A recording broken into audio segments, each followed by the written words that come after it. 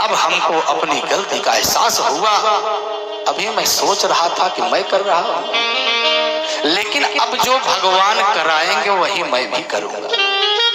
सरस्वती नदी में स्नान किया और सम्यप्रास आश्रम में व्यास जी महाराज बैठ गए और सरस्वती जी का ध्यान किया तो भागवती गंगा प्रवाहित होने लगी।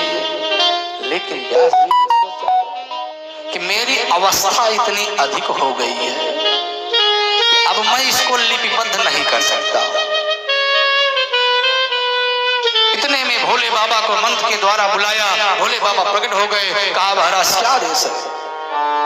कहा महाराज मैं संहिता को लिपिबद्ध करना चाहता हूं, लेकिन मेरी अवस्था इतनी अधिक है कि इसको मैं लिपिबद्ध नहीं कर सकता हूं। कहा अगर गणेश जी को बुला देते तो लिपिबद्ध कर देते। भोले बाबा ने बुलाया, बेटा गणेश।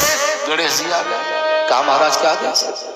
कहा ये महात्मा जी जो कह रहे हैं उसको लिपिबद्ध करो।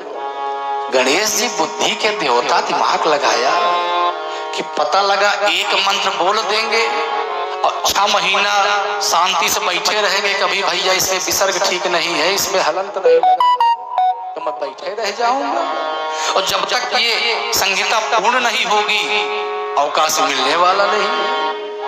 गणेश जी ने कहा महाराज मैं लिखूंगा तो, लेकिन मेरी एक शर्त है। कहा क्या? कहा मेरी लेखनी बंद नहीं होनी चाहिए, और लेखनी बंद हो गई तो वहीं पे फिर विरामो हो जाएगा। व्यास जी ने कहा तुम्हारी शर्त मैं स्वीकार कर रहा हूं, लेकिन मेरी भी एक शर्त है। कहा क्या? कहा जिस मंत्र को मैं बोलूंगा उसको समझ करके, मनन करके, विचार करके अगर कोई त्रुटि हो तो उसको सही करके तब लिपिबद्ध करना। कहा महाराज ठीक है। अब व्यास जी बोलने लगे और गणेश जी उसको मनन करने लगे, और कहीं अगर व्यास जी को सोचना होता तो कठिन श्लोक बोल देते। अब गणेश जी की बुद्धि चक्कर खा जाती, सोचते ही रह जाते कुछ देर। इतने में दूसरा मंत्र तैयार। धीरे धीरे 18,000 मंत्रों की संहिता तैयार हो गई। लेकिन व्यास जी ने सोचा कि इस संहिता को परोसा किसको जाए, कोई पात्र हो तब तो, क्योंकि अगर कुपात्र को दे दिया तब भी बर्बादी हो जाएगा सब।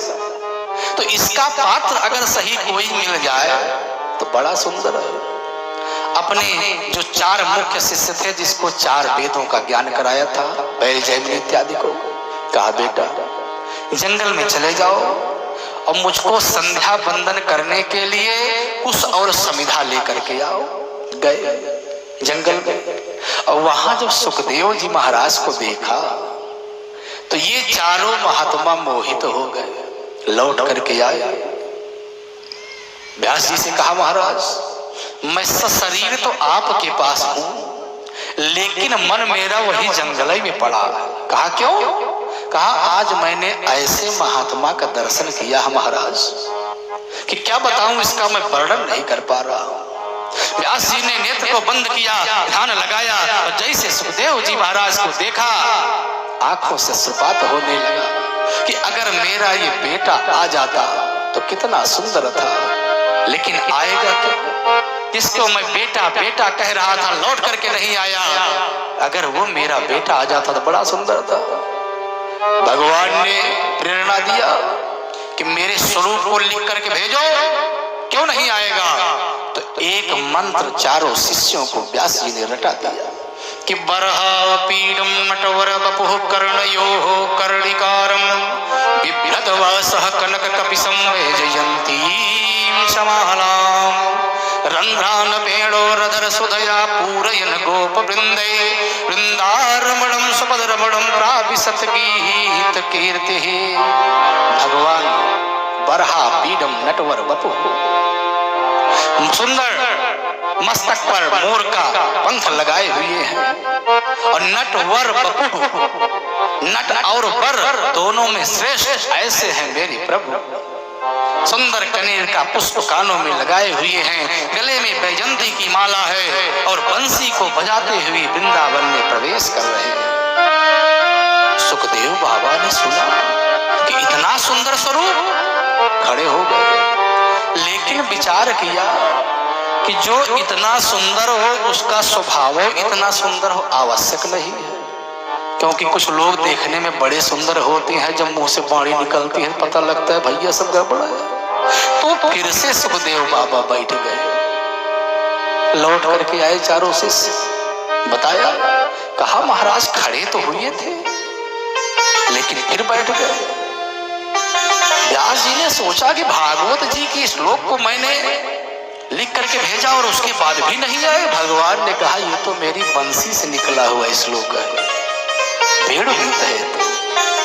अरे मेरे स्वरूप को लिख को भेजो, मेरा स्वभाव लिख करके भेजिए। और दूसरा मंत्र हटा दिया कि अहो बकीयम अस्तन कालकूटम, अहो बकीयम अस्तन कालकूटम, और जिघांसया पाययदप्य साध्वी, और लेभे गतिम धातु चितां ततोन्यम, कमवा दयालुम शरणं ब्रजेम। बकी पूतना की बहन, पूतना बकासुर की बहन है, अपने स्तनों में कालकूट विष लगा करके आई थी। उद्देश्य भी ठीक नहीं था और स्वभाव छोटे छोटे बच्चों को मारती थी। भोजन भी ठीक नहीं था, बच्चों को मार करके उनके रक्त का पान करती थी। कुल भी ठीक नहीं था, राक्षसी कुल की थी, लेकिन उसको भी मेरे प्रभु ने माता की सी गति दे दिया। कमवा दयालुम शरणं ब्रजेम। ऐसा कौन अभागा होगा जो ऐसे परमात्मा की शरण को नहीं ग्रहण करना चाहेगा। सुखदेव महाराज ने सुना कितना सरल, उठ करके खड़े हो गए। कहा महाराज और सुनाइए। कहा मेरे पास तो इतना ही था। कहा और? कहा मेरे गुरु जी के पास है, चलो वहीं पर मिलेगा। सोचिए भगवान के स्वभाव को सुन करके सुखदेव जैसे जो परमहंस थे आज भगवान कृष्ण के स्वरूप को सुन करके परमोपासक बन गए, लिवा करके आए। और जैसे सुखदेव जी महाराज को व्यास जी ने देखा, कंठ से लगा लिया, मन में सोचा धन्य हो प्रभु, आपके श्लोक जिस बेटे को मैं बेटा बेटा कह रहा था लौट करके नहीं आया, आज आपके मंत्र के प्रभाव से स्वयं खिंचा हुआ चला आया, बैठाया और मधुर स्वर में अपने पुत्र सुखदेव जी महाराज को भागवती गंगा का श्रवण कराया। और समय आने पर इसी भागवती गंगा को सुखदेव जी महाराज ने राजा परीक्षित को श्रवण कराया।